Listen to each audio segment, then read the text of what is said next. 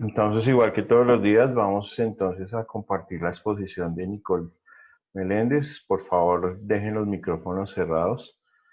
Si hay alguna, si hay alguna necesidad de participar, entonces por favor activan el micrófono, preguntan, participan. De lo contrario, pues nada, la presentación es toda tuya, Nicole, dale.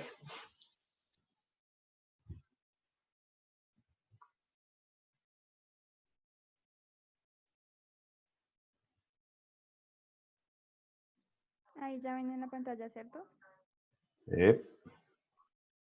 Ok.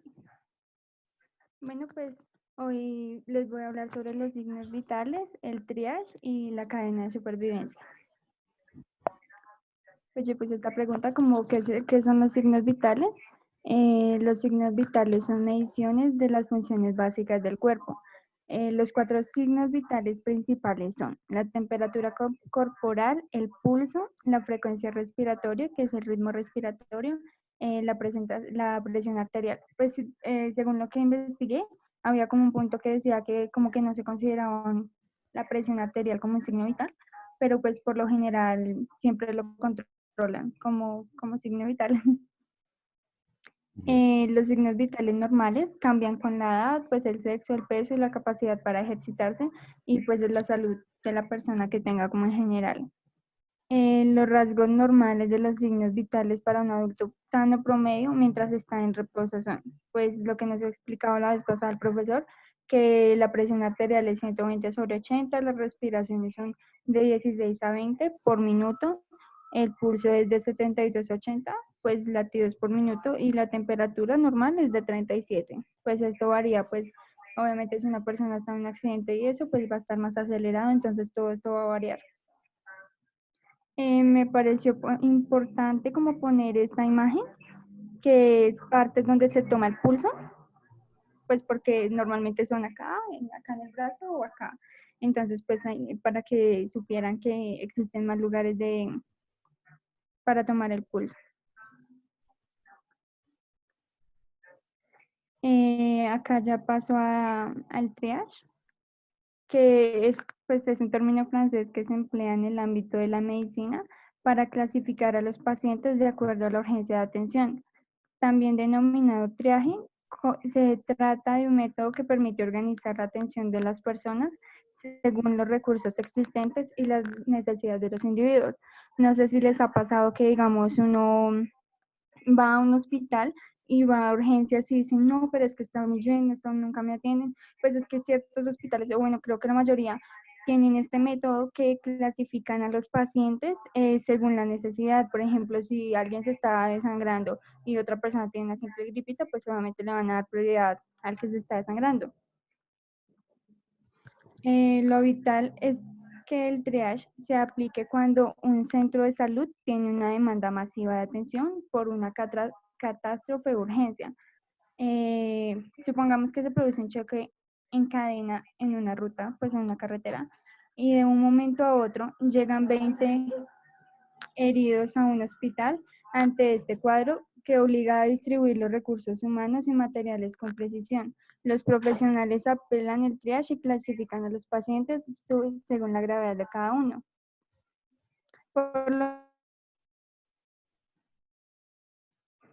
general, los hospitales que distinguen 5 niveles de diferentes de gravedad.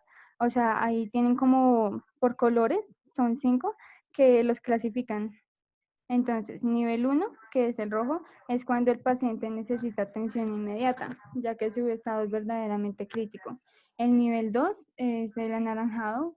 Si bien es un cuadro de nivel 2, también es considerable pues una gravedad.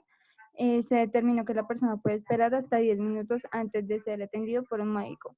Nivel 3, amarillo, que es, los casos de nivel 3 son urgentes y con riesgo vital, pero pues los pacientes pueden esperar más que el nivel 1 y el nivel 2. El nivel 4, que es el verde, en este caso se puede llegar a 2 horas de espera por parte del paciente. El nivel 5 es el cuadro de menor gravedad. Dentro de esta clasificación, el límite del tiempo de espera de los pacientes pueden esperar hasta 4 horas. Bueno, acá ya pasamos pues a la cadena de supervivencia, que es la que se refiere a una serie de pasos a seguir ante una víctima que está padeciendo una situación de emergencia sanitaria, como puede ser un ataque al corazón o un paro cardiorrespiratorio. La realización correcta de estos pasos hará que las posibilidades de supervivencia de la víctima sean mayores y que los daños y secuelas puedan ocasionar o disminuyan. Este es como un cuadro de a ver si el paciente como que está consciente o no. El reconocimiento de lo que está sucediendo y si puede derivar pues un paro cardiorrespiratorio. Intentar evitarlo. Atragantamiento, pues el infarto, hemorragias, y si la persona se encuentra desfallecida, debes evaluar su estado y llamar inmediatamente pues a emergencias para que lleguen cuanto antes pues las asistencias.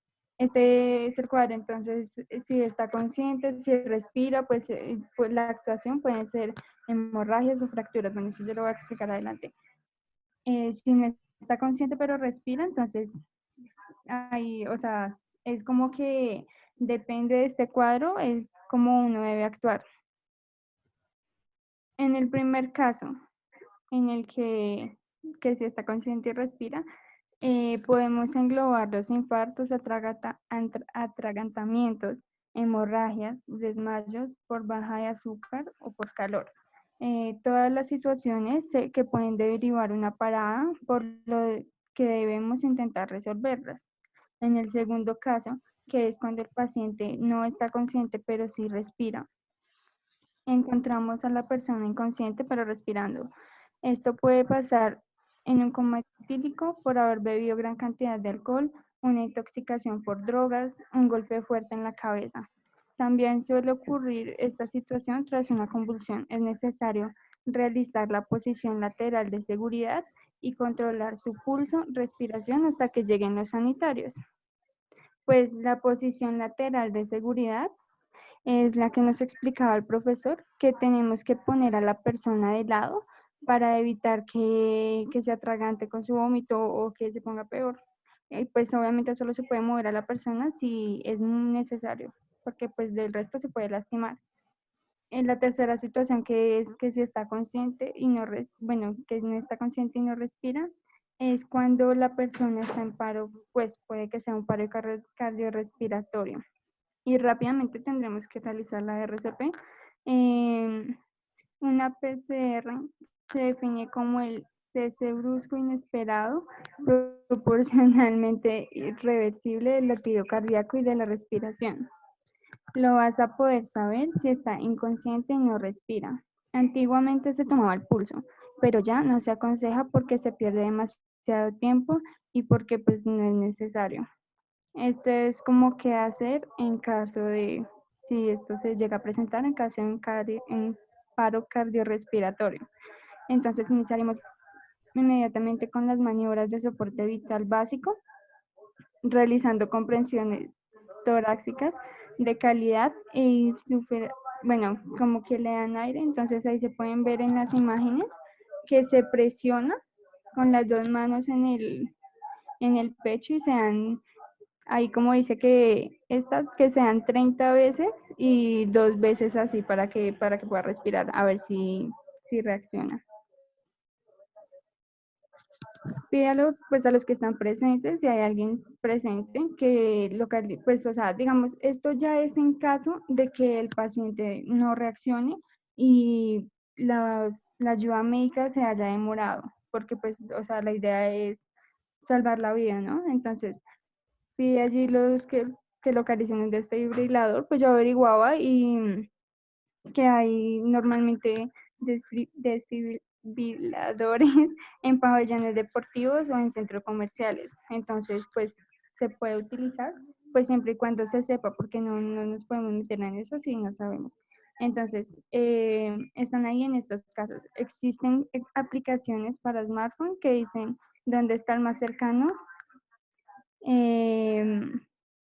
Bueno, pues en donde están los policías y los bomberos pues más cercanos.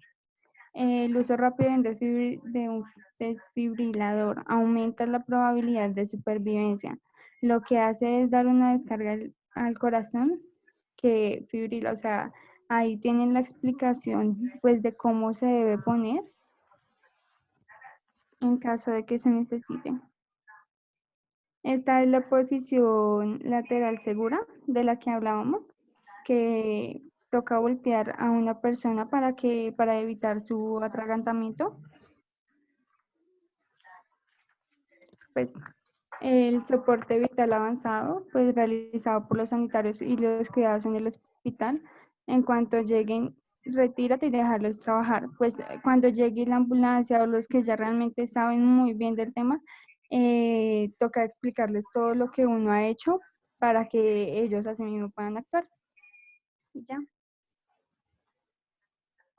No sé si tienen alguna pregunta. Bien, muchas gracias. Chicos, ¿alguna pregunta?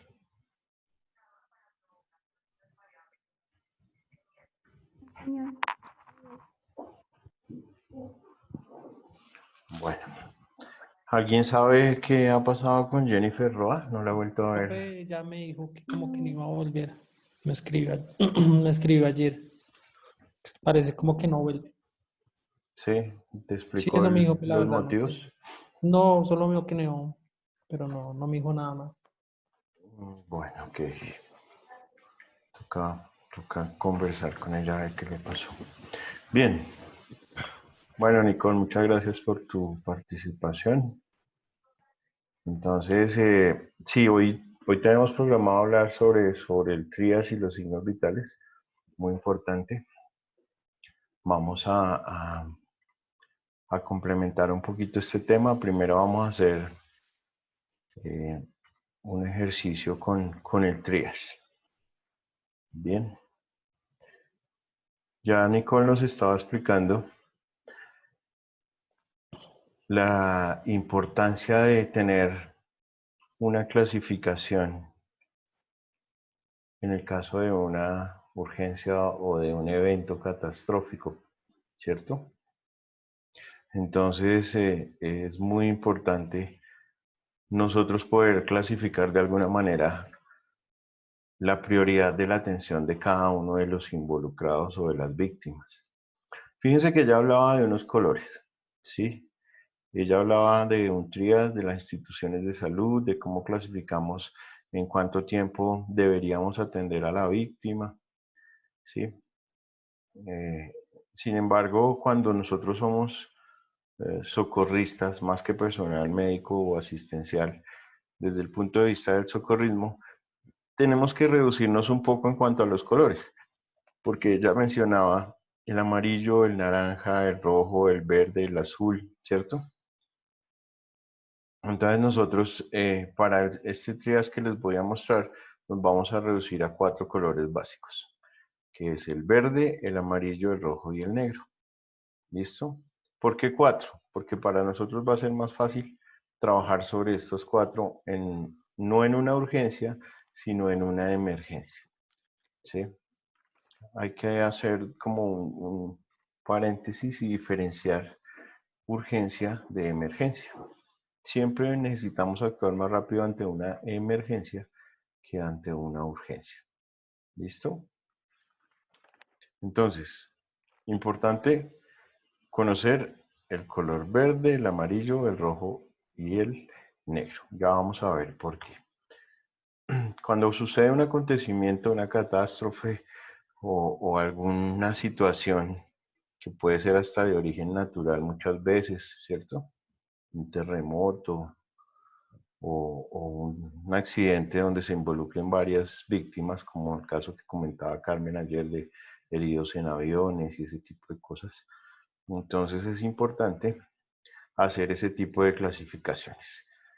Ya lo dijo Nicole, que proviene, es un término francés que significa elegir, seleccionar o clasificar.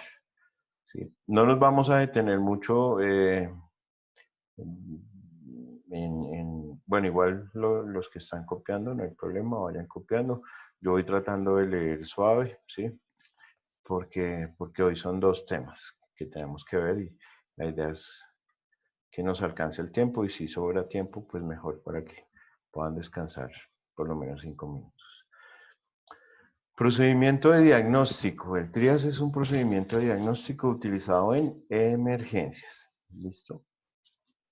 Para atender el mayor número de personas según la gravedad de las lesiones, para hacer un pronóstico de las mismas y beneficios que pueda recibir un paciente. ¿En dónde? En el lugar donde ocurre el incidente y también durante el transporte o en las dos. Entonces, si nosotros hacemos una adecuada selección y clasificación de las víctimas, muy seguramente podríamos ayudarles realmente a los que tienen más posibilidades de recuperación. ¿Sí? Entonces, digamos que el objetivo principal del triage es eso, que nosotros podamos clasificar las víctimas para asimismo, según la gravedad de sus lesiones, pues hacer un pronóstico y poderse beneficiar de una atención. Bien. Estos son los objetivos del TRIAS. Salvar al mayor número de víctimas de un accidente masivo. Objetivo número 1, objetivo principal. De eso se tratan los primeros auxilios y el socorrismo. De salvar el mayor número de víctimas que podamos, ¿cierto? ¿Cómo lo vamos a hacer? Utilizando eficientemente los recursos humanos con los que contamos y los materiales también que tengamos disponibles para ello. Entonces, eso incluye todo lo que tiene que ver con las camillas, los inmovilizadores, las vendas, todo el equipo de primeros auxilios, nuestros guantes, ¿sí? Los torniquetes y cualquier cantidad de herramientas, instrumentos o dispositivos médicos que podamos emplear de manera eficiente. Y adicional, pues el talento humano, que es muy importante. El talento humano, los socorristas que estén en el área, que puedan trabajar en el evento o en el accidente que se ocurrió. Entonces, emplearlos de manera eficiente para no desperdiciar el talento humano que podamos tener. Organizar la atención en una atmósfera de caos. Esto es muy importante. Generalmente, ante un accidente masivo, lo que se genera es eso, un caos, ¿cierto? Y nosotros, cuando acudimos a ese tipo de escenas, necesitamos tener varias características. Y hemos hablado durante el curso de la importancia de la tranquilidad, de la serenidad, y en ese orden de ideas eso nos daría, digamos que una buena herramienta para organizar esa atmósfera de caos que debe estar presente en el sitio. Dar atención al caso más urgente y con más posibilidades de sobrevida. De eso se trata el TRIAS. Claro, tenemos que clasificar quién necesita la atención de manera urgente y con más posibilidades de sobrevivir. Bueno, entonces, las funciones vitales, lo que decía Nicole es muy cierto. En el caso de la tensión arterial, no podríamos decir al 100% que es un signo vital que podamos tomar en el caso de una emergencia. Pero sí tenemos estos otros tres funciones vitales más fáciles, por decir de alguna manera, para nosotros poder documentar nuestra víctima. Entonces, solamente vamos a tener en cuenta las funciones vitales de nuestra víctima.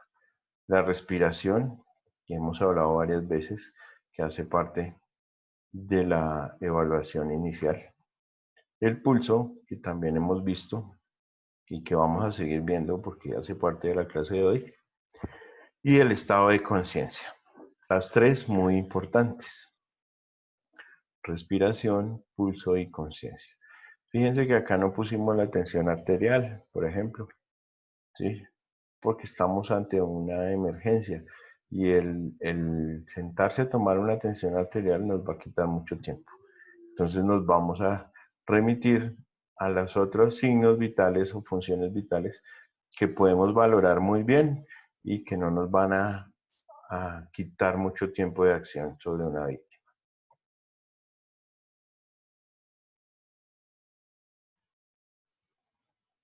Entonces, hay un método triage que se conoce como el START, ¿sí?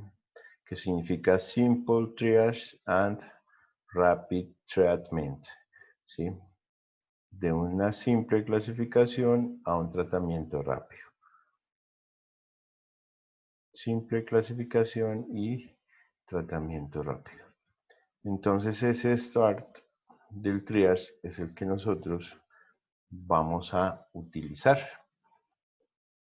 Fíjense que, como les expliqué al inicio, va a tener unas diferencias en relación a la clasificación de los colores con los que explicaba Nicole. Sin embargo, el fin es el mismo. Nicole nos hablaba del triage en las instituciones de salud. Este es un triage para un evento catastrófico en un ambiente de caos donde necesitamos clasificar no una urgencia, sino una emergencia. ¿Listo?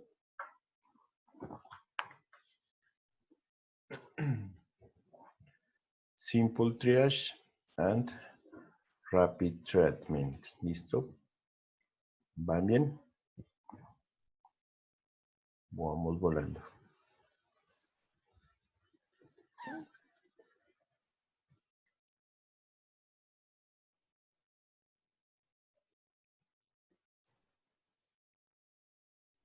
Bien, siguiente.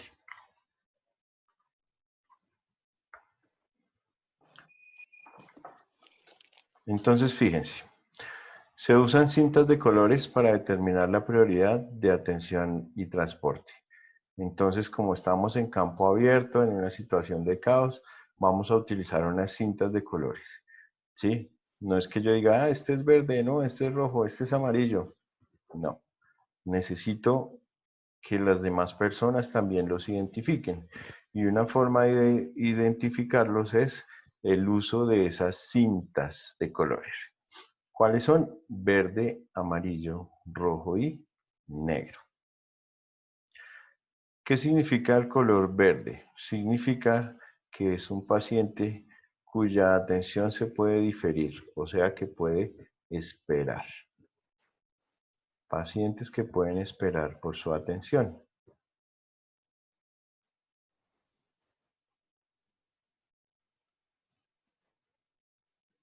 En la clasificación secundaria iría el color amarillo. Quiere decir que es un paciente que se encuentra estable, pero que no se puede movilizar por sus propios medios. Necesita atención, pero sobre todo en cuanto a su movilización. Pero no tiene ningún compromiso de su vida, no tiene un compromiso vital importante. En el caso del paciente que requiere una atención inmediata, es el que vamos a priorizar con una cinta de color rojo. Entonces la cinta de color rojo van a ser esos pacientes que tienen algún compromiso relacionado con el ABCD. ¿Sí? Entonces su vía aérea está obstruida, no está permeable, no se está ventilando bien, el pulso está bajo, tiene una hemorragia importante, ¿sí? La circulación, la ventilación y la vía aérea tienen algún compromiso o su estado de conciencia está alterado. Ellos necesitan una atención inmediata. Se clasifican con una cinta de color rojo. Y en el caso del color negro, pues desafortunadamente solo ocurren en dos instancias. O el paciente ya está muerto o no se puede recuperar, aun cuando tenga algo de signos vitales, no lo podríamos recuperar.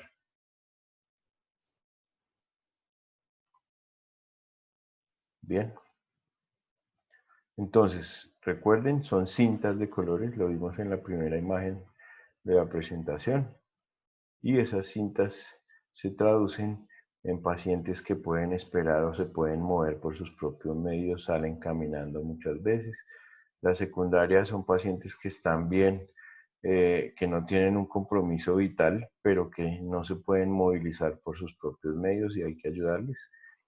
El rojo que sí tiene un compromiso de que le pueda comprometer su, su vida relacionado con problemas de su ventilación, de su vía aérea o de su circulación o de su conciencia. Y el último que desafortunadamente no se puede recuperar o ya está muerto. Bien, seguimos. Vamos a hablar entonces de la prioridad verde o la atención diferida, que es el que menos gravedad presenta. Son aquellos pacientes que no presentan signos de muerte ni lesiones graves o situaciones de salud que requieran una atención inmediata. Generalmente, estos pacientes pueden caminar y desplazarse por sus propios medios. Entonces, fíjense que en una escena de caos vamos a encontrar esos pacientes que se levantan solos, pueden caminar, se desplazan por sus propios medios, no tienen ningún signo de lesiones graves o de salud que vayan a requerir atenciones inmediatas y no presentan signos de muerte ni nada relacionado. O sea, no hubo nada que comprometiera realmente su integridad física o su vida. Entonces ellos son atención diferida, se pueden esperar y son una prioridad verde. La prioridad amarilla. En el caso de la prioridad amarilla, entonces, es una atención secundaria. Son aquellos, pongan cuidado a esto, porque ahorita vamos a hacer un ejercicio y ustedes me van a decir. Prioridad amarilla, atención secundaria. Son aquellos pacientes que presentan respiración, circulación y estado de conciencia normales. ¿Sí? O sea, su ABC no está comprometido. Respiración, circulación y conciencia normales. Pero estos pacientes no pueden movilizarse por sus propios medios. ¿Listo? Entonces, cuando uno no se puede mover por sus propios medios es porque puede tener una fractura, una luxación o alguna lesión de ese tipo que le limite su capacidad de movilizarse, ¿cierto? Sin embargo, no tienen ninguna alteración en la respiración, la circulación ni en la conciencia. Queda claro, ¿cierto? Entonces, amarilla, son estables, pero lo que no se pueden es mover por ellos mismos. Por ellos mismos. Muy bien.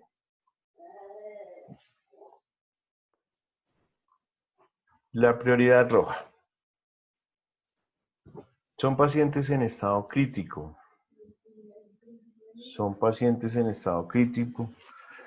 Los que de no recibir una atención inmediata morirán.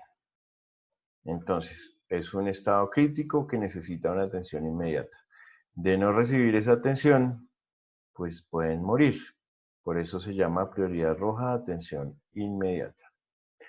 Requieren mantener la vía aérea despejada, fue lo primero que dijimos. En el ABC, el A significa airway o vía aérea. Necesitamos mantenerla despejada. Y que presenten, sí, o sea, pacientes que pueden presentar hasta 30 respiraciones por minuto. Recuerden que lo normal es de 10 a 20, pero ellos están en un estado de alteración y ese tipo de cosas. Pueden tener una respiración normal, fíjense, pero su pulso radial no es palpable o es muy débil, signo de que puede tener una hemorragia. Entonces, fíjense que el pulso y la respiración son marcadores importantes en la valoración de un paciente. Pueden mantener la respiración y el pulso normales, pero presentan alteraciones en su estado de conciencia. Entonces, para que una prioridad sea roja, ¿qué necesitamos?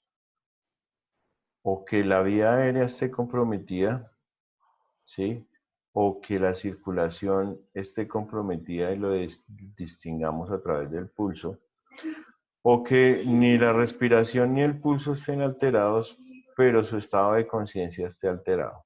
Cualquiera de esas tres variables que nos salga positiva es indicativo de que requiere una atención inmediata y que lo vamos a clasificar con la cinta de color rojo como prioridad roja o atención inmediata. ¿Queda claro? Bien. Vamos a la prioridad negra. Muerto o no recuperable. Muerto o no recuperable. Entonces, son aquellos pacientes que no presentan ventilación y no responden a maniobras de despeje de la vía aérea. ¿Sí? Ya no respiran y no responden a una maniobra de despeje de la vía aérea. También son aquellos pacientes que presentan múltiples lesiones de extrema gravedad y cuyas posibilidades de supervivencia son muy escasas. ¿Sí? Múltiples lesiones de extrema gravedad y las posibilidades de supervivencia son muy escasas. Cualquier cantidad de casos, ¿sí? Aplastamientos, exposiciones de masa encefálica, ¿sí? Lesiones con herramientas que atraviesen órganos vitales, ¿sí? Ese tipo de cosas son de extrema gravedad y la posibilidad de que sobrevivan es muy escasa. Entonces ellos se consideran no recuperables y son prioridad negra, desafortunadamente. ¿Listo? Entonces o no se recuperan o ya no tienen signos de vida.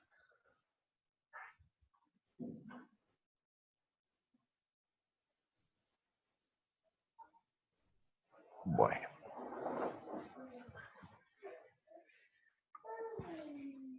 Bien, continuamos.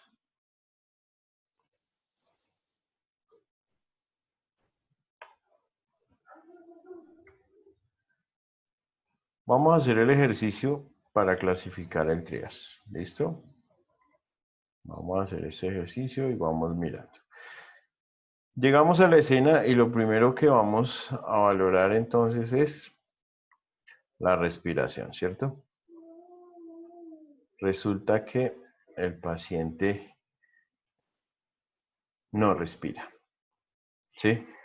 Si no respira, entonces despejamos la vía aérea del paciente. ¿Cómo se despeja la vía aérea del paciente? ¿Quién me dice? ¿Cuál es la maniobra para despejar la vía aérea del paciente? Con el RCP, profe. Con el RCP, sí, pero la maniobra como tal entonces es el paciente boca abajo y le extendemos la cabeza hacia atrás. La hiperextensión de la cabeza es el despeje de la vía aérea. Bueno, entonces el paciente se acuesta y le llevamos la cabeza hacia atrás. Resulta que al despejarle la vía aérea no respira. ¿Listo? O sea, al hiperextender la cabeza, el paciente no respira.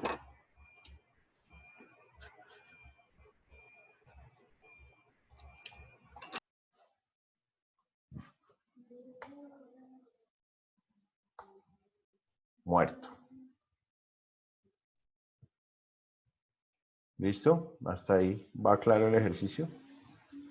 Si después de nosotros hacerle las maniobras, despejarle la vía aérea, sigue sin respiración, pues no hay paciente, es prioridad negra. ¿Queda claro? Resulta que sí respiró. Resulta que el paciente sí respiró. Entonces,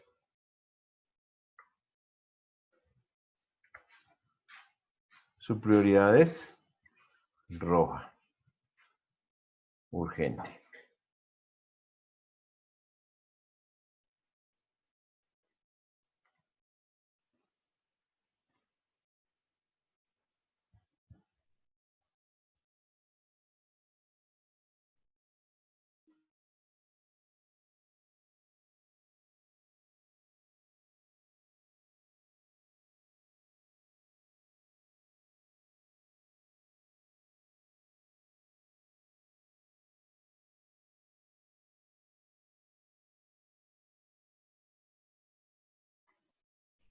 Bien. Ahora, el paciente sí respira desde el inicio, ¿cierto? Pero entonces su respiración es mayor de 30 respiraciones por minuto. ¿Qué pasa ahí? Es urgente, porque tiene problemas de ventilación. Una cosa es despejar la vía aérea, otra cosa es que ventile bien. Este es el A y este es el B. ¿Sí? Recuerden que el C es la circulación y el D es la conciencia. Entonces, mayor de 30 minutos es urgente. Menor de 30 respiraciones por minuto. Evalúe la perfusión, llenado capilar y pulso radial. Vamos a pasar a la circulación. ¿Cómo se evalúa el llenado capilar? ¿Qué es el llenado capilar? ¿Cómo nos llega sangre a todos los tejidos del cuerpo? ¿Cuál es la forma de evaluarlo? ¿Alguien que me diga? ¿Alguien que sepa? ¿Ninguno? Entonces van a hacer el ejercicio en el dedo. Van a ver aquí la imagen mía en mi cámara. Tenemos los dedos de la mano. Generalmente en la punta de los dedos nosotros tenemos una coloración roja por la sangre que llega ahí, ¿cierto? Si nos oprimimos el dedo, nuestro dedo se tiene que poner blanco al soltarlo, pero se tiene que volver a llenar de sangre en menos de 2 segundos. ¿Sí? Entonces, si ustedes se oprimen el dedo y ven que se demora más de 2 segundos en volverse a poner rojo como estaba al inicio, tienen problemas de llenado capilar. ¿Y si no me pone blanco? Claro que se pone blanco. Cuando tú espichas se pone blanco, pero es que menos de 2 segundos es a veces menos de 1 segundo que se demora en volverse rojo. ¿Sí? Hay que oprimirlo de manera fuerte, pero en cualquier parte de la mano, mirar en la palma de la mano y ustedes espichan, donde se ponen el dedo se va a poner blanco. ¿Sí? ¿Sí o no? ¿O soy el único vivo en la clase? Sí, No puede ser, profe. no puede Sí, ser. profe. Ah, bueno, bien. Entonces, Profe. ¿cuánto se demora en ponerse rojo? Menos de 2 segundos. Ese es un buen llenado capilar. Y la otra es el pulso radial. Entonces, ¿qué pasa? Si ese llenado capilar es mayor de 2 segundos o no tiene pulso, ¿sí? ¿Qué tenemos? Una urgencia. Clasificación roja porque está alterada su circulación. Debe haber una hemorragia interna. ¿Listo? Si se demora más de 2 segundos, fíjense que es casi de inmediato que nuestra mano se pone nuevamente rojo. Pero si pasan 2 segundos y no se convierte en rojo, quiere decir que la sangre se está perdiendo o estamos sangrando por otro lado. Ahora, si es menor a 2 segundos y tiene además pulso, pues resulta que vamos a evaluar el nivel de la conciencia. Ya hicimos el A acá, ya hicimos el B acá, ya hicimos el C acá, ahora vamos al D, o nivel de conciencia. A, B, C y llegamos al D. Ese nivel de conciencia es muy importante. Entonces, ¿qué dice nuestro nivel de conciencia? No sigue órdenes simples. Entonces estaremos ante una cinta de qué color, negra, roja, amarilla o verde. Si al evaluar el nivel de conciencia él no sigue órdenes simples. ¿Qué creen?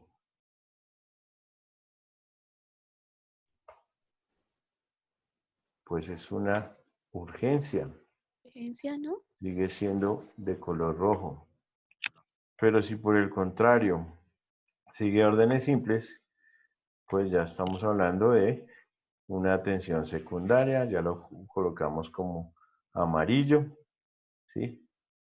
Y todavía tenemos paciente. ¿Recuerdan entonces la tensión primaria que era el A, B, C, D? En la secundaria es donde ya vamos a buscar fracturas y ese tipo de cosas que mostramos ayer.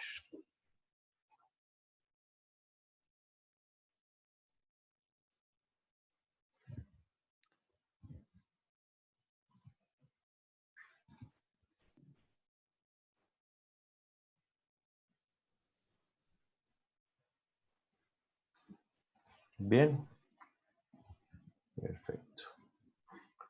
Bueno, continuemos con nuestro ejercicio. Entonces, ejercicios. Vamos a ver a quién le preguntamos. Primer ejercicio, estado del paciente. Es un paciente que está inconsciente, es un paciente sin respiración y al despejar la vía aérea se reanuda. ¿Sí? Entonces está inconsciente, sin respiración y al despejar la vía aérea se reanuda. ¿Qué clasificación tiene ese paciente? A ver, preguntémosle a Michelle. Profe, pues yo creería que urgente, ¿Roja? porque sí, prácticamente él estaba ido, por así decirlo, y lo recuperaron. Al momento de recuperarlo deberían actuar de una vez. Pues miremos. Rojo. Muy bien. Entonces tiene una atención urgente. ¿Por qué? Porque estaba en inconsciencia. Fíjense que ya tiene alterada una de las tres situaciones importantes para la vida. La vía aérea, la ventilación, la circulación o la conciencia. Pero se reanudó. Sigue siendo urgente. Ahora, está en inconsciencia y sin heridas aparentes. Menos de 30 ventilaciones por minuto y sin pulso radial. ¿Quién me dice? ¿Algún voluntario o lo escojo yo?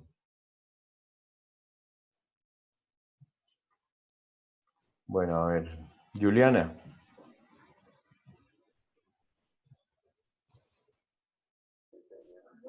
Rojo, profe. Entonces, miremos. Muy bien, rojo. ¿Por qué? Porque está inconsciente, ¿cierto? Inconsciente. Y aparte su pulso está ausente, no hay pulso. Lo único bueno que tiene es que las respiraciones están bien, pero está en un estado de inconsciencia y sin pulso. Vamos con este. Estado del paciente, inconsciente, tiene una exposición de masa encefálica. ¿Entienden el concepto, cierto? Exposición de masa encefálica. Tiene signos de muerte. ¿Qué clasificación le damos, Xiomara? Está muerto. O sea, clasificación que verde, amarilla, roja o negra. Negra. Bien, vamos a ver. Muy bien. Ahora, un paciente con una lesión en el hombro tiene leve dolor de estómago y se desplaza por sus propios medios. Carlos, Amarillo. amarillo, Sí, señor. ¿por qué? Pues porque pues, es una lesión y tiene un leve dolor. Sí, sí, sí, él se puede, como digamos, desplazar por sí solo. Recuerda que para ser amarillo es una persona que no se puede mover por sus propios medios. ¿Sí? Verde, profe. Es Eso. verde. Verde, Es verde. verde, es verde. Sí, es verde. Es verde. Sí. Verde, muy bien. ¿Listo? Una lesión en el hombro sí puede ser una lesión dolorosa, claro. Un leve dolor en el estómago producto de que se haya de pronto golpeado. Pero él se desplaza por sus propios medios y pues no dicen nada más grave. Un paciente que está consciente cuenta lo que sucedió a los rescatistas, pero no puede caminar. Sí, sería Es amarillo. amarillo, Amarillo. profe. Es amarillo, profe. Ese es amarillo, muy bien.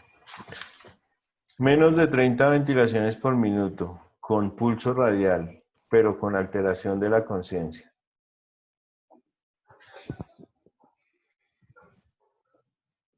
¿Qué sería? Las respiraciones están bien. Tiene pulso, pero tiene alterada la conciencia. Rojo, profe, no. Rojo, profe. Amarillo. Rojo, rojo. Recuerden que vía aérea, circulación y conciencia son signos de urgencia. ¿Listo? La alteración de la conciencia ya de una vez nos dice que es una urgencia. Entonces, vamos a poner 5 casos. Ustedes colocan víctima 1 y al frente ponen amarillo, verde, rojo o negro. Solamente los vamos a leer. No van a escribir todo, solamente colocan en el papelito donde tengan víctima 1 y al frente si es rojo, amarillo, verde. Y ahorita comparamos. Hinchazón de la pierna izquierda. Ventilación, circulación y conciencia normales. Paciente no se puede movilizar por sus propios medios. No se puede movilizar por sus propios medios. Víctima 2. No me vayan a decir los colores. Ya después ustedes hacen su autoevaluación. Víctima 2. Pequeño corte en la ceja derecha con leve sangramiento. Paciente se moviliza por sus propios medios. ¿Listo?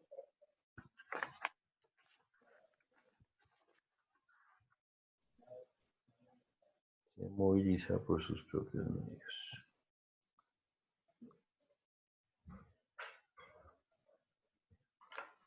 Víctima 3. Paciente que no presenta ventilación, pero al despejar su vía aérea, aquella se restablece.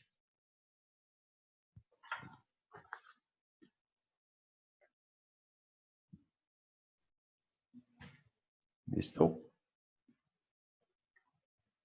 Entonces, víctima 1, víctima 2, víctima 3. Vamos a ver la víctima 4. Paciente con una frecuencia respiratoria de 25 por minuto y pulso palpable, pulso radial palpable, sin alteraciones de su estado de conciencia. Sin alteraciones de su estado de conciencia. Víctima 5. Paciente politraumatizado con fractura de cráneo y exposición de masa encefálica. Tiene una frecuencia respiratoria de 18 por minuto y su pulso radial no es palpable.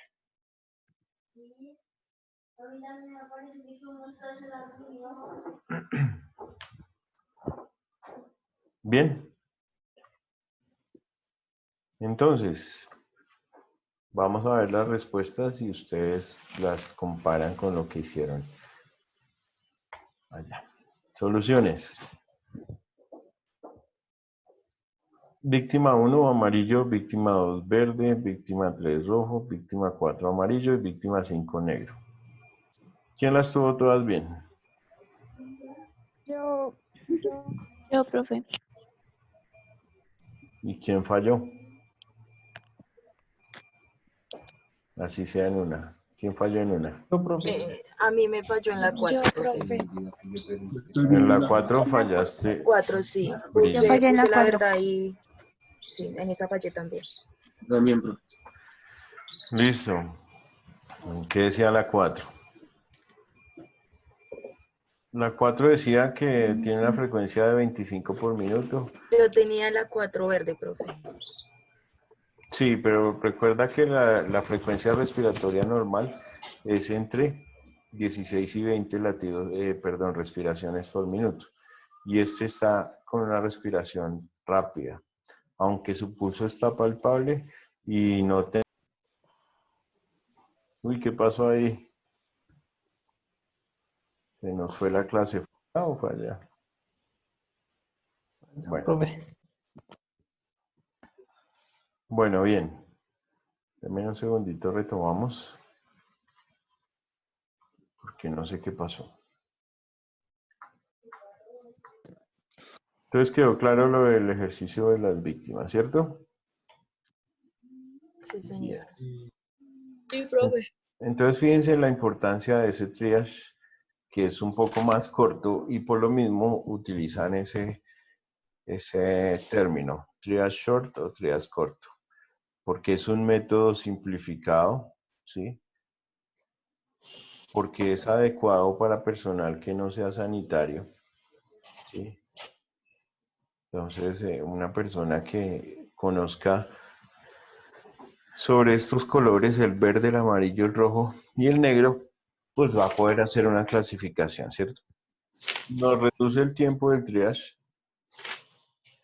y aprovecha el habla como signo clínico. ¿Por qué el Profe, habla? qué pena. Me retiro 2 segundos, profe, ya vuelvo, qué pena. Ok. ¿Listo? Entonces a eso se le llama el triage short, porque es un triage corto.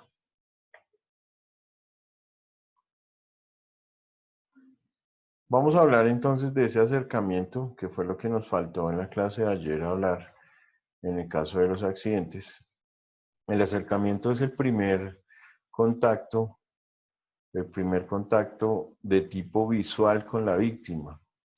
En este se detectan situaciones de emergencia en personas conscientes, ¿sí? Entonces, acercamiento o primer contacto visual con una víctima.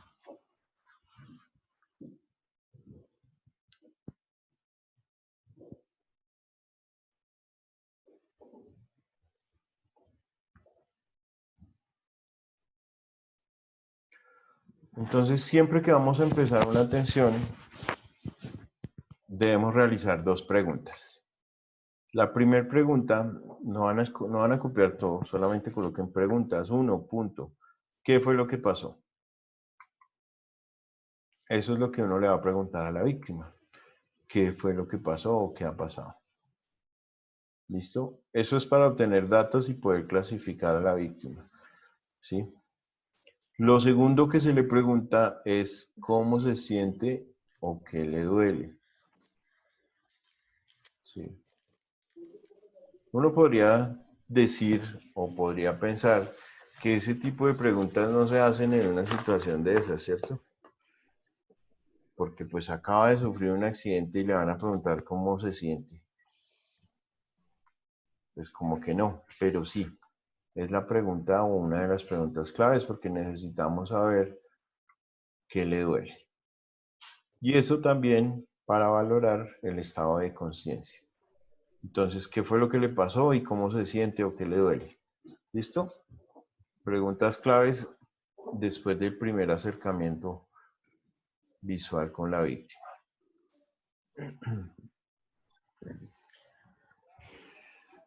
Profe, qué pena, es que me sacó de la llamada porque se desconectó el cable del Wi-Fi. Ajá, no te preocupes. Bien, entonces, eso en el primer acercamiento que tenemos con una víctima, ese par de preguntas importantes. Seguimos, sigamos porque si no, no vamos a alcanzar. Las alteraciones comúnmente encontradas. A partir de acá voy a seguir un poco rápido, teniendo en cuenta que ya hemos visto lo relacionado con las obstrucciones, las maniobras de Heimlich y ese tipo de cosas para despejar la vía aérea, que ya hemos mencionado. Entonces, si consideran que de pronto tengo que esperarlos, me dicen y yo los espero. Pero mientras tanto, nos ponemos aquí atentos a esto. Entonces, las alteraciones comúnmente encontradas. ¿Qué vamos a encontrar en un accidente? A veces, las alteraciones de la conciencia es muy importante. Las lesiones cervicales. ¿Qué es una lesión cervical? Es una lesión de nuestra columna a nivel del cuello, ¿sí? Fíjense que en el cuello es como el sitio como más frágil para que se pueda lesionar nuestra columna vertebral, ¿sí? Una obstrucción aguda de la vía aérea. También se puede haber taponado la vía aérea, un cuerpo extraño. Y los sangrados, las hemorragias externas. Y valorar nuestro estado de conciencia, que el paciente esté consciente o no. Todo esto es lo que nosotros generalmente o comúnmente podemos encontrar ante un accidente o con una víctima de un accidente. Entonces, importantísimo ese tipo de cosas. Bien. Las alteraciones del estado de conciencia se presentan distintos niveles, desde el estado de alerta hasta la inconsciencia. ¿El estado de alerta qué significa? El estado de alerta es el menos grave, quiere decir que está bien, ¿sí? Cuando una persona está alerta, quiere decir que está consciente, que está orientada, ¿sí? Y que está alerta. Entonces esos son los diferentes niveles de nuestro estado de conciencia, desde alerta hasta la inconsciencia. Estos cambios producen una patología intracraneal o una disminución de la oxigenación del sistema nervioso central. Entonces, cuando nosotros vamos a evaluar de manera breve nuestro estado de conciencia, lo hacemos mediante una técnica que se llama el ABDS.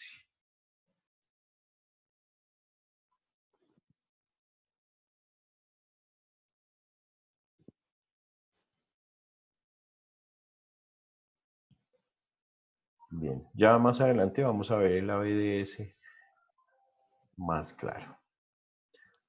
Fíjense que entonces en la columna las lesiones cervicales son muy importantes. Entonces, ante una sospecha de cinemática de trauma, siempre tenemos que inmovilizar nuestro cuello. ¿Qué inmovilizadores conocen ustedes rápidamente? ¿El collarín, profe? El collar cervical y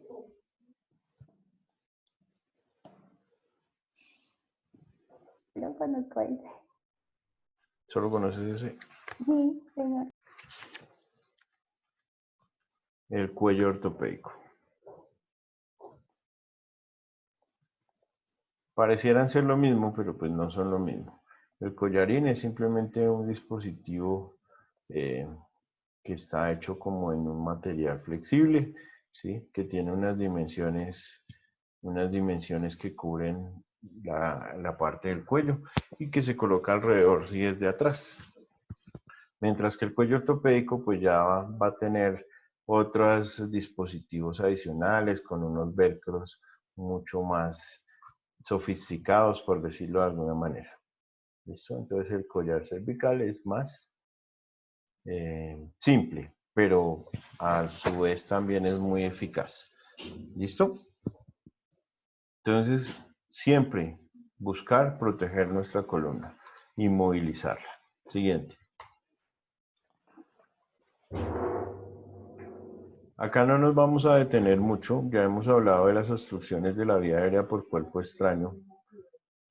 ¿Recuerdan? Entonces, pues generalmente se encuentran en personas inconscientes, constituyen la situación más súbita y peligrosa. Es causada por un cuerpo extraño a nivel de la laringe o de los bronquios. Puede causar la muerte en 5 a 6 minutos en personas conscientes, pero también pueden generar inconsciencia hacia los 3 minutos de la obstrucción. Entonces las víctimas entran en inconsciencia después de 2 o 3 minutos. Si no se les permeabiliza la vía respiratoria en ese lapso de los 5 minutos, pues puede causar la muerte o el daño irreversible de las células cerebrales. Entonces para eso eran esas maniobras que ya vimos que eran las maniobras de Heimlich y demás. Las hemorragias no son otra cosa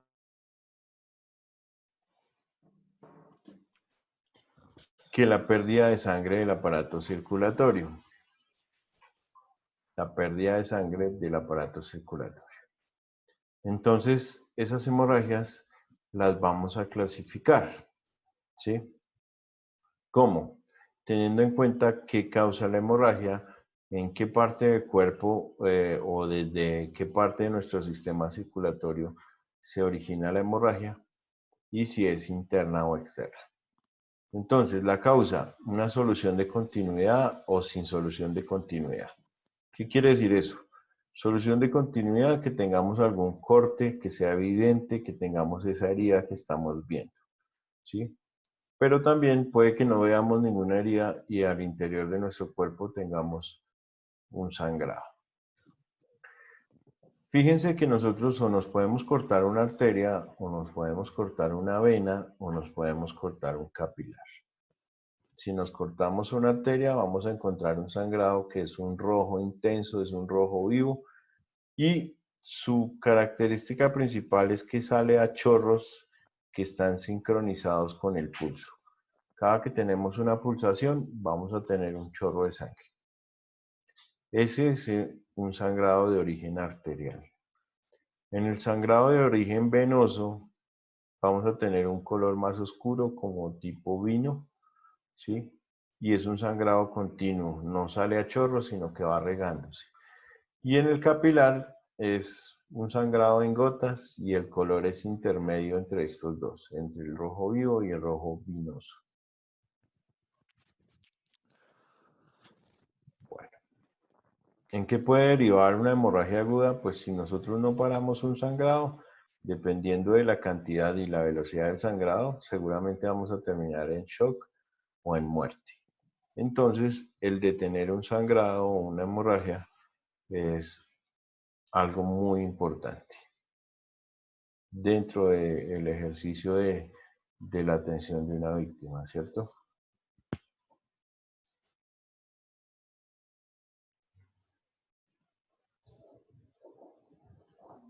Entonces, fíjense, en la víctima consciente con sangrado externo se pueden presentar los siguientes síntomas. Si uno está perdiendo mucha sangre o la víctima está perdiendo mucha sangre, estos son los síntomas que vamos a encontrar.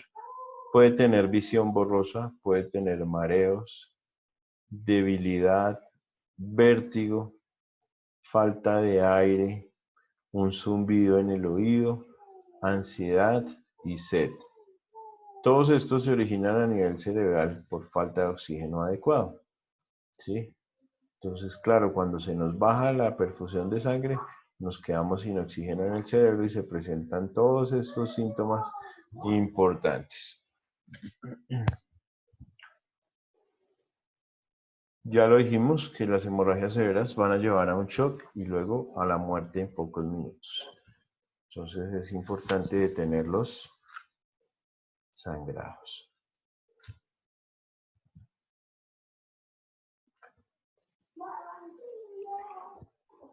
El nivel de conciencia que dijimos que se determinaba por el ABDS significa valorar estas variables. Si está alerta, la respuesta verbal, Creo que me reinició el celular, lo sacó.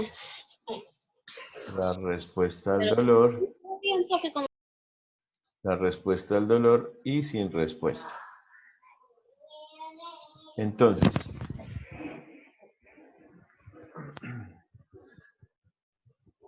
cuando un paciente está alerta, quiere decir que está conectado con nosotros, nos responde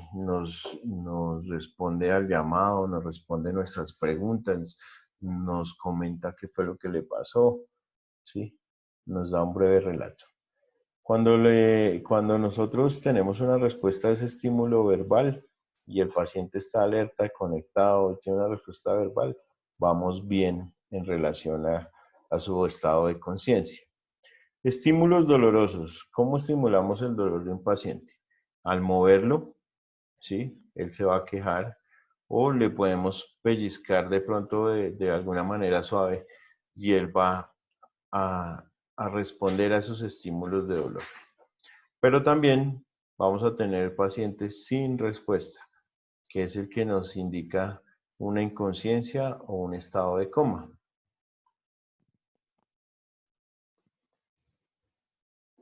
Inconsciencia o estado de coma.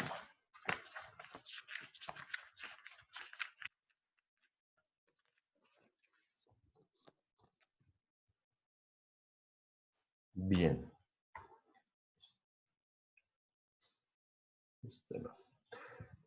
Dolor en la columna vertebral, trastornos sensitivos o motores. Entonces, en esas alteraciones de nuestro sistema nervioso, es muy importante tener en cuenta eso. Cuando nosotros o nuestra víctima tiene un dolor intenso en su columna, es importante tener mucho cuidado con su movilización. Se puede complicar en un mal movimiento, un mal traslado. Y si tiene algún trastorno sensitivo y motor, recuerden que la función principal de nuestro sistema nervioso es eso, recibir sensaciones y generar movimiento. Entonces, si esto se altera, pues probablemente es porque tenemos un problema desde nuestro sistema nervioso central, llámese el cerebro o la médula por la columna. La extracción de un paciente, aquí está mal escrito. Extracción. La técnica de retirar a una víctima que se encuentra atrapada. En víctimas sentadas con sospecha de lesiones cervicales se tienen dos alternativas. Primero, extracción lenta, ¿sí? Pero inmovilizando la columna. ¿Con qué? Con el collarín cervical. Y la otra es una extracción rápida que es simplemente con las manos tratar de tenerle la cabeza y el cuello, pero solo cuando el tiempo es un factor esencial. Lo ideal es no mover el paciente sin el collar cervical o el cuello ortopédico, ¿sí? Eso sería lo ideal. Pero dependiendo del escenario y si el tiempo es un factor en contra, pues necesitamos hacer esa inmovilización manual. Solamente apoyarnos en una persona que se encargue exclusivamente de la cabeza y el cuello. Bien. Vamos a pasar a cambiar de presentación. Ya nosotros hemos visto aquí lo de las maniobras de Heimlich y esto ya no es nada nuevo. Para seguir con el otro tema de la clase que se relaciona con los signos vitales que había dicho Nicole y que tenemos que terminar de ver hoy.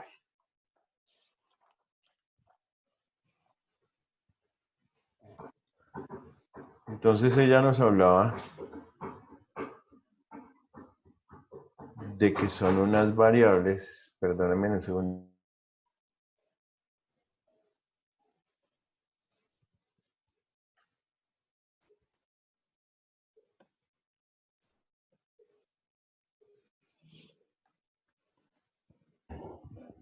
Entonces, mediciones de las funciones más básicas del cuerpo son aquellos signos que al estar presentes indican vida y al no estarlos pueden indicar muerte. Entonces estamos hablando del pulso, la respiración, la temperatura, la presión arterial y uno nuevo del que no hemos hablado que es el reflejo palpebral o el reflejo pupilar.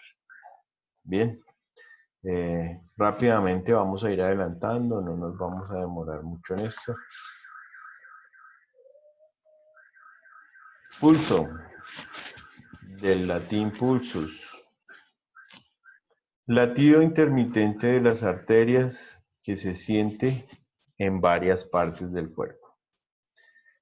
Y se palpa especialmente en la muñeca. Entonces fíjense que la muñeca es como el punto de referencia más frecuente para poder detectar ese pulso. Los latidos cardíacos se transmiten a las paredes de las arterias, produciéndose por la presión una distensión de su pared elástica y esta distensión se puede observar y además se puede palpar. Se puede observar y se puede palpar.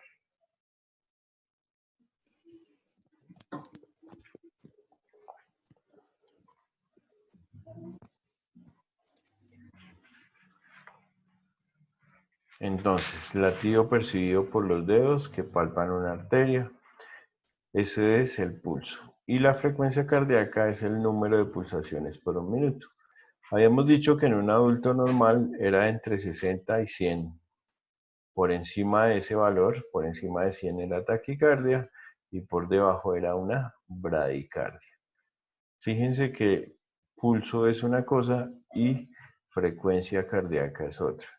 El pulso es el que nosotros percibimos con nuestros dedos. En la muñeca, en el brazo, en el cuello.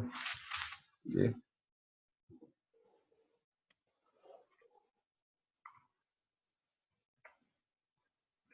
Entonces, ¿cuáles son las propiedades? Frecuencia, ritmo y amplitud. La frecuencia, pues son los latidos en un minuto del pulso. El ritmo es la regularidad del pulso, también es muy importante. Y la amplitud es esa fuerza del latido. Entonces nosotros cuando tomamos un pulso podemos darle valor a esas tres variables. Podemos decir que es un pulso rítmico, ¿sí? Frecuencia que tiene tantos en un minuto, que tiene un ritmo, o sea que no es arrítmico o no pierde su ritmo, y que tiene una buena fuerza, que lo sentimos muy bien. Pero también podemos decir que está débil, ¿cierto? Entonces se siente bien, se siente intenso o se siente débil. Eso en cuanto a la fuerza del latido. Si es rítmico o es arrítmico. Y si su frecuencia la medimos en números, puede ser 70, 80 latidos por minuto. Esas son las variables que vamos a encontrar cuando hablamos del pulso. Valores normales. En los adultos, entre 60 y 100, aquí está 80, pero es entre 60 y 100.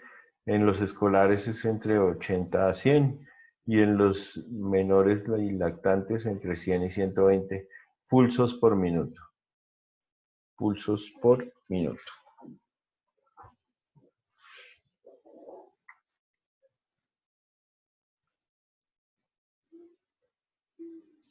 Algunas otras variables un poco más discriminadas, ya recién nacido, lactante menor, lactante mayor, entre 2 y 4 años de edad, entre 6 y 8. No varía mucho, no es tan importante estos valores, no los vamos a tener en cuenta. Bueno, las alteraciones. Ya lo hemos dicho, mayor de 100 latidos o de pulsos por minuto está taquicárdico, es un signo de que está perdiendo sangre. Bradicardia es una disminución de la frecuencia cardíaca menor de 60 por minuto. Asistolia, cuando dijimos que no tenía pulso, ¿recuerdan? Asistolia, ausencia de pulso. Y arritmia, cuando su ritmo es desigual del pulso. Ritmo desigual del pulso. Quiere decir que lleva un ritmo y de pronto se cambia. Se acelera o se frena. Es desigual. Taquicardia, bradicardia, asistolia y arritmia.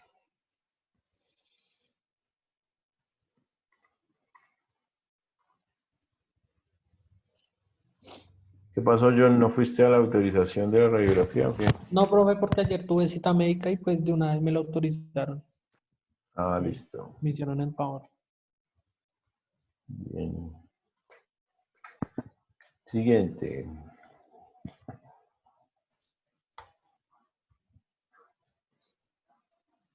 El pulso puede estar afectado por procesos patológicos, por procesos fisiológicos o por estimulación de aparatos especiales. Entonces, fíjense que un pulso tiene o es susceptible de alterarse. Proceso patológico, que es cuando estamos frente a una enfermedad, ¿cierto? Fisiológico o patológico es ante una enfermedad o un trauma o un suceso. Y aparatos especiales cuando tenemos de pronto algún choque eléctrico o utilizamos marcapasos o ese tipo de cosas, también se pueden alterar nuestro pulso.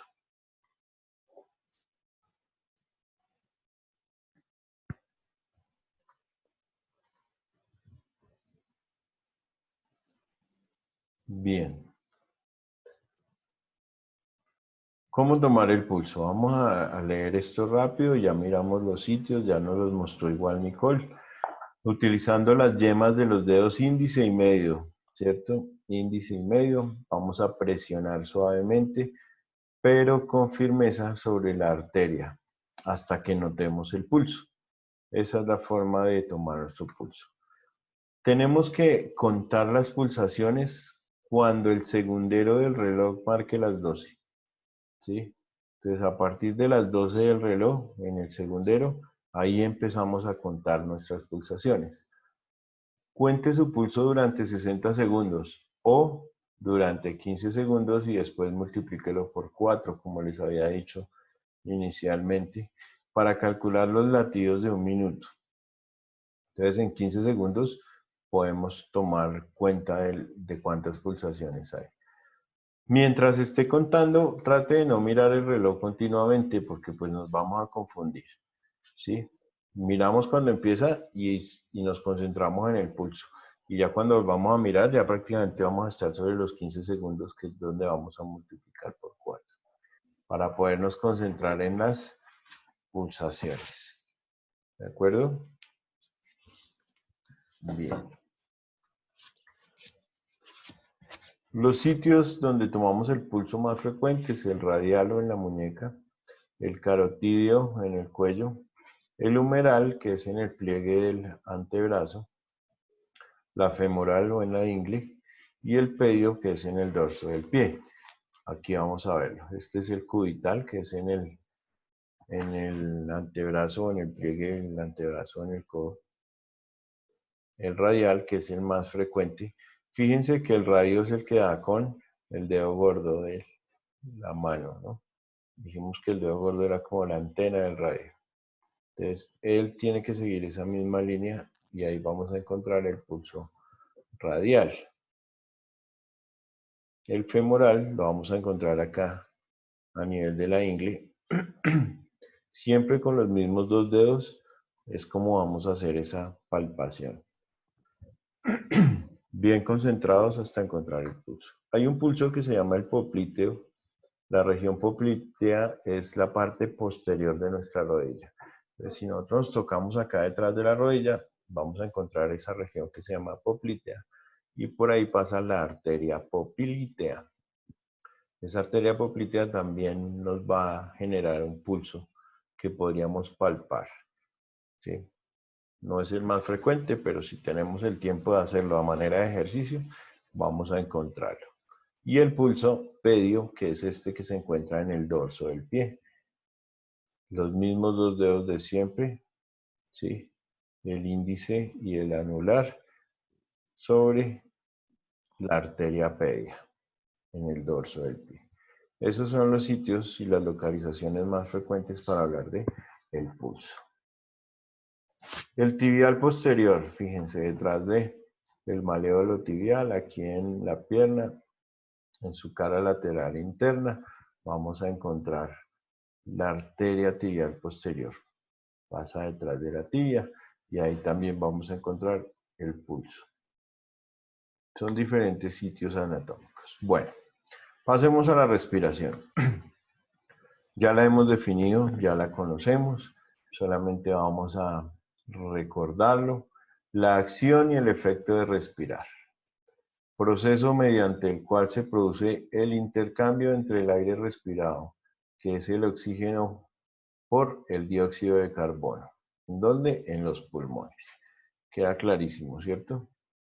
Oxígeno y CO2 es intercambio de gases en los pulmones. Ese es la acción y el efecto de respirar. La ventilación pulmonar, entonces, consiste en la entrada y salida de ese aire de los pulmones y se realiza a merced a los movimientos respiratorios. ¿Cuáles son? Inspiración cuando tomamos el aire y expiración cuando lo expulsamos. Suele ser de 12 a 18 veces por minuto, suele ser entre 16 y 20, tiene varias discriminaciones en cuanto a normalidad. En una persona adulta en condiciones normales, inhalando una cantidad aproximada de 500 centímetros cúbicos por cada inspiración. Entonces, fíjense que ya aquí nos dan un rango mayor, que es de 12 a 18 por minuto, ¿sí? Entonces vamos a dejarlo hasta 20, como hemos dicho siempre, ¿sí? Como normal. Y aquí dejémoslo por ahí en 14 respiraciones, de 14 a 20. Mira, acá lo dan de 10 a 20, por ejemplo. Si nosotros estamos en reposo y estamos durmiendo, muy seguramente vamos a llegar a las 10 respiraciones por minuto. Estamos tranquilos, no estamos alterados, entonces se puede considerar normal ese valor. El absorber y expeler el aire, pues ya sabemos que es la respiración. Esa frecuencia respiratoria también se toma en un minuto y lo normal es de 10 a 20. La taquipnea, ya lo mencionamos, es el aumento de esa frecuencia respiratoria y la bradipnea es la disminución. Nada nuevo, ya lo habíamos visto. Se toma también con el segundero, ¿sí? En 1 minuto o en los mismos 15 segundos. Las fases de esa respiración pues son la inspiración y la expiración. La fase activa se inicia con la contracción del diafragma y los músculos intercostales. Es el efecto de tomar aire. Tomar aire es inspirar.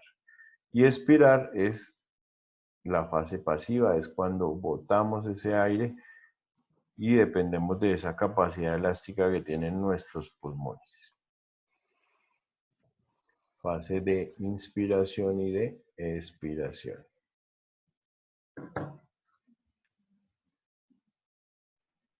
Entonces, ¿qué es una taquipnea? El aumento de la frecuencia respiratoria. ¿Qué es una bradipnea? Es la disminución de la frecuencia respiratoria. Apnea, ya lo habíamos mencionado, es la ausencia de la respiración espontánea. O sea que se queda sin respiración, ¿cierto? Y la disnea se define como la sensación de dificultad o incomodidad al respirar. Entonces esa dificultad o esa incomodidad al respirar se denomina disnea. Las 4 variables, taquipnea, bradipnea, apnea y disnea. ¿Quedan claros los conceptos hasta ahí? Sí, señor. Sí, profe. Bien. Sí, profe. Sí, profe. De 12 a 18 en adultos, de 20 a 25 en escolares, de 30 a 50 en los lactantes. Fíjense que un niño recién nacido respira hasta 50 veces por minuto. Y pues de repente uno podría alarmarse y decir que está respirando rápido o que tiene dificultad para respirar, pero pues, se sigue considerando normal. Bien.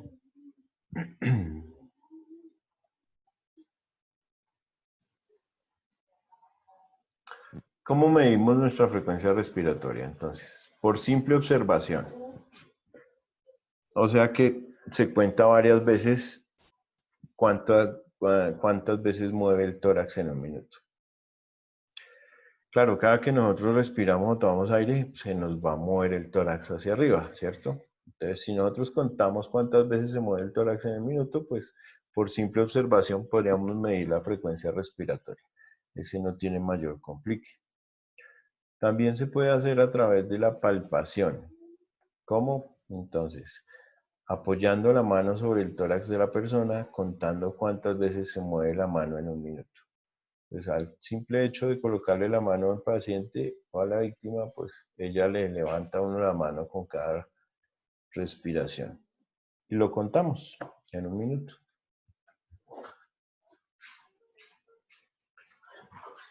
Temperatura. Viene del latín temperatura.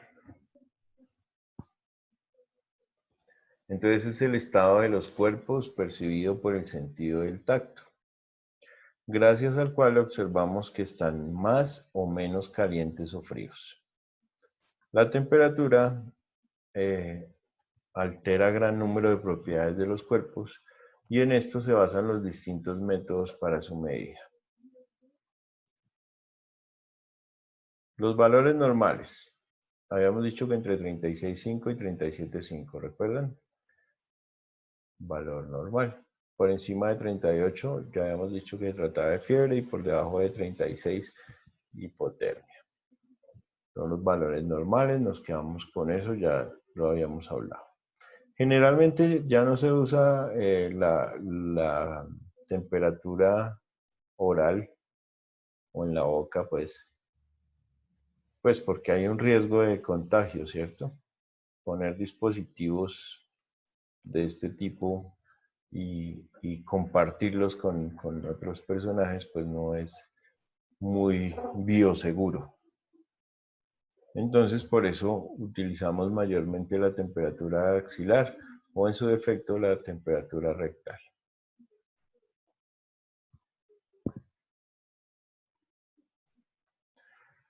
Nuestro termómetro de mercurio, recomendable en adultos y niños mayores de 5 años. En niños menores, pues no, porque igual está hecho de un material de vidrio que puede romperse y puede generar lesiones. Se deja el termómetro durante 5 minutos aproximadamente y nos va a servir para realizar la medida. ¿Ya todos consiguieron el termómetro? Sí, profe. ¿Y ya Sí, todos señor. lo aprendieron a usar? No. Bueno, Profe, pero es para mañana. sí, mañana lo podemos hacer. Ah, bueno. Bien, entonces sí es importante. Aquí básicamente les voy a explicar. Resulta que uno acá ve las medidas y ve los números que vamos a cuantificar, ¿cierto? Y resulta que al nosotros ir girando este termómetro, nos va a aparecer una línea de mercurio que pareciera una línea de agua, más transparente. Cuando nosotros hacemos un movimiento así, con la mano, con el termómetro, lo que estamos es bajándole la temperatura. Entonces, cuando nosotros hacemos ese ejercicio y volvemos a revisar el termómetro, esa línea de agua está por debajo del 35, porque va a quedar en una temperatura ambiente, no en una temperatura corporal. Entonces, esa burbujita blanca que vamos a ver acá, que es alargada, la vamos a ver detrás del 35, ¿sí? Cuando nos ponemos el termómetro, esa burbuja se va alargando y se va alargando y se va alargando hasta que llega un momento en que se detiene, ¿sí? Y al detenerse, esa es la temperatura que nos cuantifica. Y ahí vamos a revisar, ¿sí? Es una línea como de agua que se extiende, se extiende, se extiende y se frena en el punto de la temperatura, ¿sí? La única forma de verla es girando un poquito el vidrio donde podamos visualizar esa línea de agua. Disculpa, profe. Señor, dime. Es que yo lo último que estás hablando del Del termómetro, sí. No, termómetro, no sé, debe ser que la internet mía será la que está molesta. Yo también, profe, un poquito. se entrecortó para todos. Bueno, voy a Sí, repetirlo. señor. Al interior de nuestro termómetro hay una línea blanca que acompaña casi que toda su estructura. Cuando nosotros movemos rápidamente el termómetro en el aire, el termómetro se tiene que colocar en una temperatura casi que ambiente, entonces esa línea blanca va a bajar hasta antes de la medición, o sea, por acá. ¿Sí? ¿Queda claro? Cuando nos colocamos el dispositivo en el axilar o en donde vayamos a medirlo, esa línea que parece una burbuja de agua va a empezar a subir, a subir, a subir, a subir y a estirarse. Es una línea constante, siempre la tenemos que ver. Y ella va a parar en el sitio que nos marque la temperatura. Al nosotros tratar de girar este termómetro, vamos a ver esa línea muy clara, ¿sí? Y que está sobrepuesta a esta amarilla, pues. Y nos va a marcar la temperatura. Ya mañana miraremos entonces con los termómetros si podemos hacer el ejercicio. Bueno, habíamos hablado de hipertermia, que también traduce temperatura elevada o fiebre mayor de 38. E hipotermia por debajo de 35, más que todo. Bien.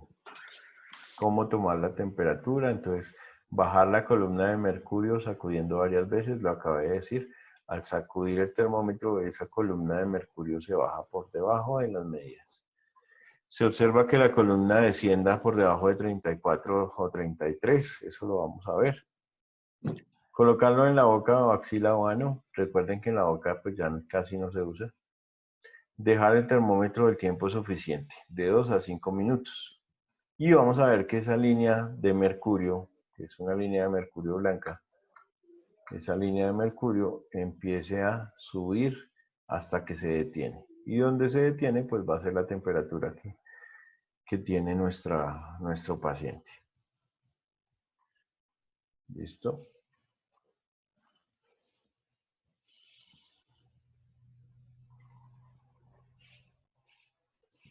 Siguiente. Bueno, la temperatura oral se puede tomar en la boca utilizando el termómetro clásico relleno de mercurio o los termómetros digitales más modernos. En la rectal, las temperaturas que se toman en el recto utilizando un termómetro de mercurio digital también, generalmente suelen tener de 0.5 a 0.7 grados mayores que si se tomaran en la boca. ¿Sí? Siguiente, la axilar. Es la temperatura que se puede tomar por debajo del brazo utilizando el termómetro mercurio digital. Más bajas que en las que se toman en la boca, más o menos 0.3 o 0.4 grados menos que las que se toman en la boca. Y en el oído también se puede tomar la temperatura. Un termómetro especial puede medir rápidamente la temperatura del tímpano. Y pues ahora con esto de la pandemia, pues se han inventado los termómetros láser que lo toman en la frente, ¿sí? A una distancia prudente para no contaminar y nos ahorran el trabajo. La presión arterial es la ejercida por la sangre dentro de los vasos sanguíneos, también llamada tensión o presión arterial, del latín tensio onis. Podemos distinguir dos componentes en el ciclo cardíaco, que son la sístole y la diástole. Ya lo habíamos mencionado, son unas presiones que ejerce nuestro músculo cardíaco para eyectar la sangre desde su interior hacia el cuerpo. Cuando se contrae se llama sístole y cuando se relaja se llama diástole. Lo normal, ¿sí?, es que tengamos 120-70 o 120-80, habíamos dicho.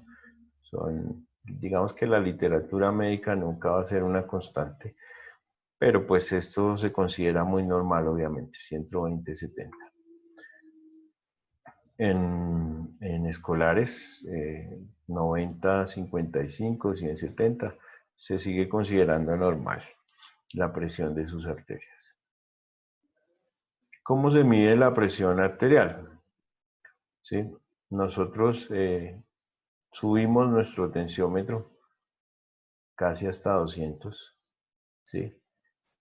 Ponemos nuestro fonendoscopio y lo colocamos en el pulso braquial, aquí en el brazo, en el humeral, ¿sí? ¿Qué es lo que va a pasar? Cuando nosotros empezamos a soltar el aire que tenemos comprimido acá en el brazo, la agujita empieza a bajar, ¿cierto? Cuando escuchemos el primer ruido, porque vamos a escuchar latir el corazón, pero lo vamos a escuchar latir en el brazo, ¿ya? Ese efecto o esa presión que hace nuestro brazalete, lo que hace es que se transmita el ruido del pulso sobre el fonendo. Entonces nosotros al ponernos el aparatico y colocarlo en el brazo, ¿sí?, lo que vamos a generar es que apenas salte el pulso, lo escuchemos como un tun-tun, ¿sí? Entonces, apenas se escucha el primer ruido, así va a sonar tun-tun, tun-tun, tun-tun, tun-tun. El primero y el último que se escuchan son los que tomamos de referencia. Entonces, nosotros vamos desocupando el aire que tiene ese brazalete, lo vamos desocupando, y cuando escuchamos el primer ruido, ese es nuestro primer valor de tensión. Si lo escuchamos acá, pues sería entonces 140, 160, 180, 200. ¿Sí? Entonces, si escuchamos el primer ruido acá, es una presión de 140. Y el segundo valor es donde escuchemos el último ruido. ¿Listo? Entonces, lo ideal es que cuando vamos bajando, descomprimiendo el brazalete, escuchemos nuestro primer pulso acá. Tun, tun. Luego sigue tun, tun, tun, tun, tun, tun, y ya no lo volvimos a escuchar. Entonces, quiere decir que tiene 120-60, por ejemplo. ¿Sí? Entonces, el primer ruido y el último. Esas son las variables que tenemos para la toma de tensión.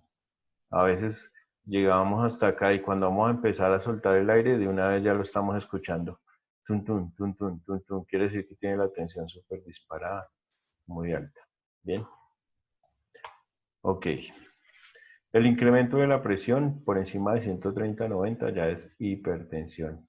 Y por debajo de 80/50 es una disminución de la presión arterial, se llama hipotensión.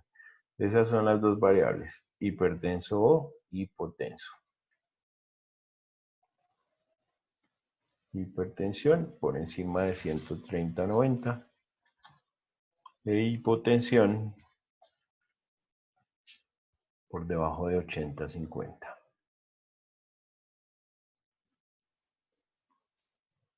Siguiente.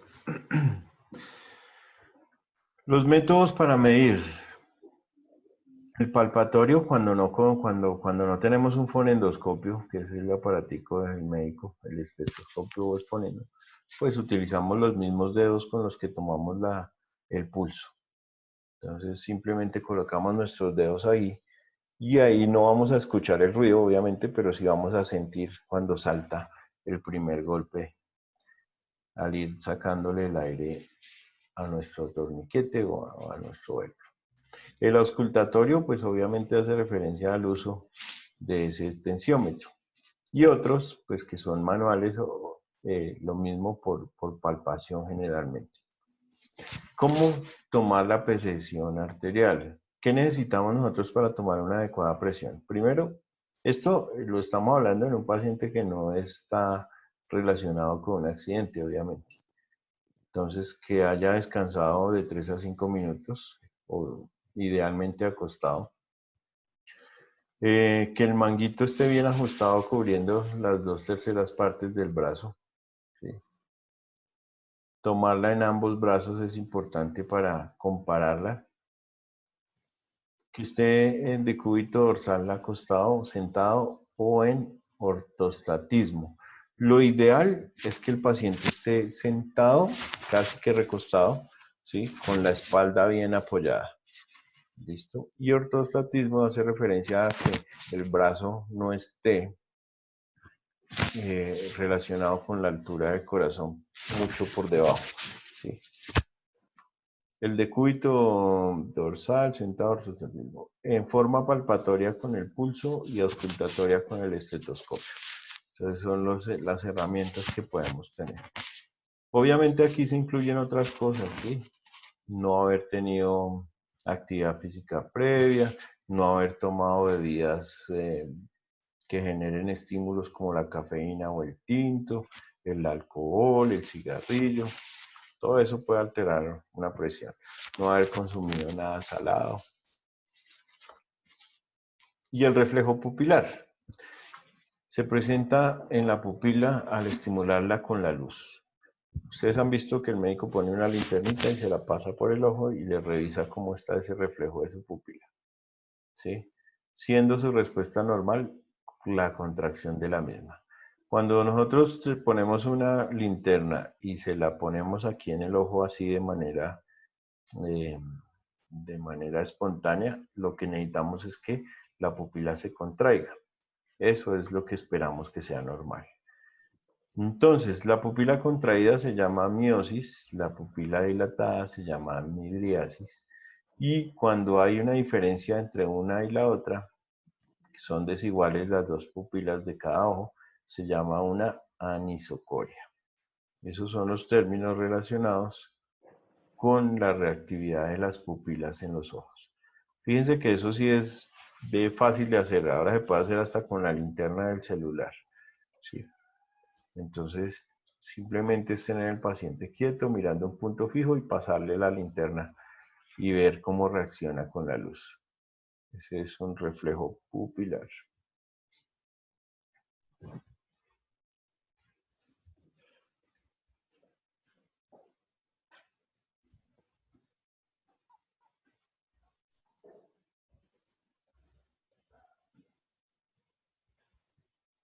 Bien. Siguiente. Las pupilas dilatadas que no reaccionan ante la luz pueden ser indicativo de una muerte cerebral o de una lesión cerebral severa. Entonces, tener pupilas dilatadas y que reaccionen con la luz es bueno, pero que no reaccionen con la luz, entonces es un indicativo de un mal pronóstico. Mientras que las pupilas contraídas pueden ser indicativas de una intoxicación por drogas y o problemas cerebrales severos. Entonces, ni deben estar dilatadas ni deben estar contraídas, deben estar normales, pero deben reaccionar a estímulos como la luz, ¿sí?